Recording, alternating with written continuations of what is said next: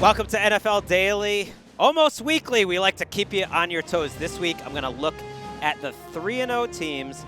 I'm going to talk about one important factor for each team and how they got to 3-0. And to me, the best 3-0 team is my Super Bowl pick this year, the Buffalo Bills, and my MVP pick, Josh Allen. He has been absolutely electric. He is leading the NFL in EPA in terms of his passing EPA, almost 50. There's only one other quarterback above 20. That's Jaden Daniels, by the way. Good job by Jaden Daniels. The pressure rate has gotten so much better. All of these plays, the one thing I want you to focus on is time in the pocket. Yes, Josh Allen can make his magic once the initial read is an open Khalil Shakir, bounces off someone there. Absolutely fantastic. He has been good as the new wave Cole Beasley. But again, all the time in the world, the pass rusher knocked down by Spencer Brown, who's been great at right tackle, gives Josh Allen time to go make a play. Against the Jaguars, it was almost a joke how much time he had. The pressure rate at 22%, that is third best in the NFL,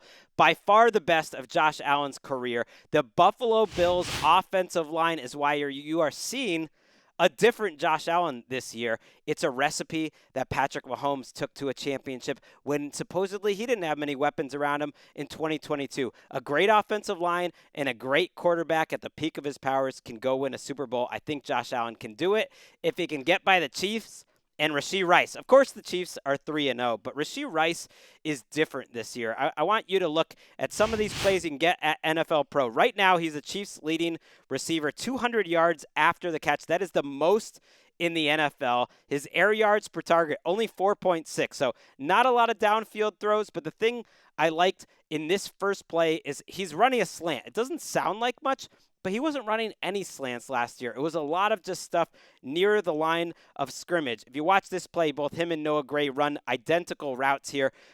Rice makes a play, makes a man miss, gets over the middle. Very easy for Pat Mahomes to identify. Here he's in motion on 2nd and 1. He's just so hard to take down on contact. Those are the things we saw last year, but this year you're just seeing a little more diversity in terms of his routes, playing on the outside, winning off the line of scrimmage, goes deep over Cam Taylor-Britt for the touchdown. So I know I told you about the air yards per target. It's low, but if you can just mix in a little more route diversity for Rashee Rice, he is going to be a true number one receiver and one of the best fantasy picks, I think, for value in the NFL. Justin Fields, is he startable in fantasy? I think so. He's going to be startable for the Steelers the rest of this entire season. Forget about Russell Wilson.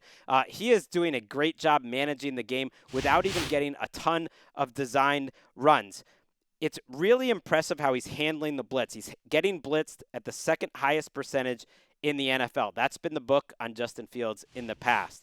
You blitz him, he panics, but he's finding success against the blitz.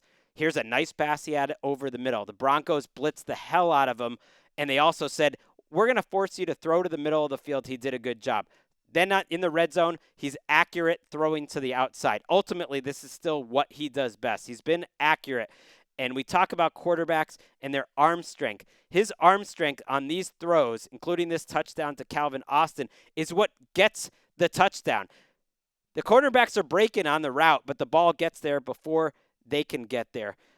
In Chicago, his air yards per attempt was never below 8.5. With the Steelers, it is now 5.9. So he's getting rid of the ball more quickly. He's throwing the ball in rhythm. He's making good decisions. He is developing as a quarterback, and it's wild to me that Justin Fields, the guy with the best rushing season of all time at quarterback, is succeeding without really adding much value as a runner yet. The design runs, come on, Arthur Smith, they're not working right now. Even the scrambles, he has a negative EPA right now in terms of his rushing value, but he's been one of the 10 best quarterbacks in the league throwing the ball. I love that out of Justin Fields.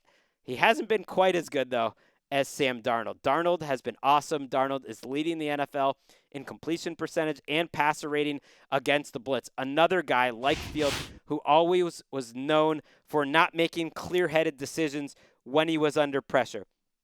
When he's blitzed this year, and yeah, you can check it out here on NFL Pro, 12 for 14 for 246 yards, 3 touchdowns, and a perfect passer rating.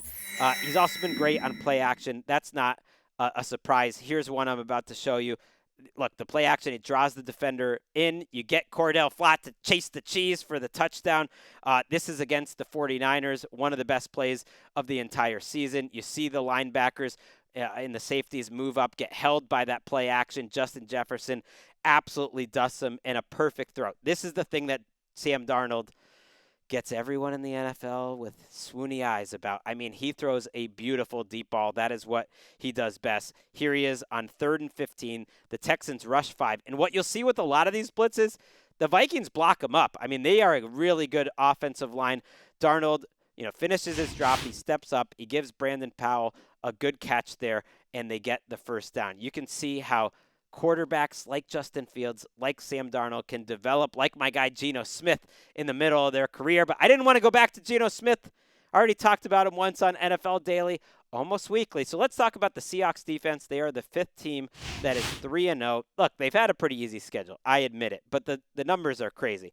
Defensively, 0.28 EPA per play. That is 2nd in the NFL behind the Steelers. They have 46 quarterback pressures, which is great. But it's really great because they're only blitzing 19% of the time. That is a very low number. Boye Mafe is one of the huge reasons for it, one of the leaders in pressures. You see him winning quickly around the edge. That forces Bo Nix to get rid of the ball, and then the guys in the secondary can close in on it. Here's Mafe from the other side. He beats the right tackle on the play, and then when you win on the outside, quarterbacks like Brissett step up, and guys on the interior are winning. Leonard Williams is winning. Derek Hall is winning. Here's the Dolphins trying to block Mafe with the tight end. Good luck. It's not happening. Mafe gets the edge. He blows up Skylar Thompson. Here it is from the other angle. I mean, it's disrespectful at this point. You gotta have your best pass rusher on Boye Mafe, who has been one of the defensive stories just as an individual pass rusher. But this is a good group overall. They have 3 or 4 guys on every play who can win their one-on-one matchups. That's what you want. Hopefully you enjoyed that. NFL Daily, almost weekly. I hope to be back with you next week or the week after that. I don't know. See you next time.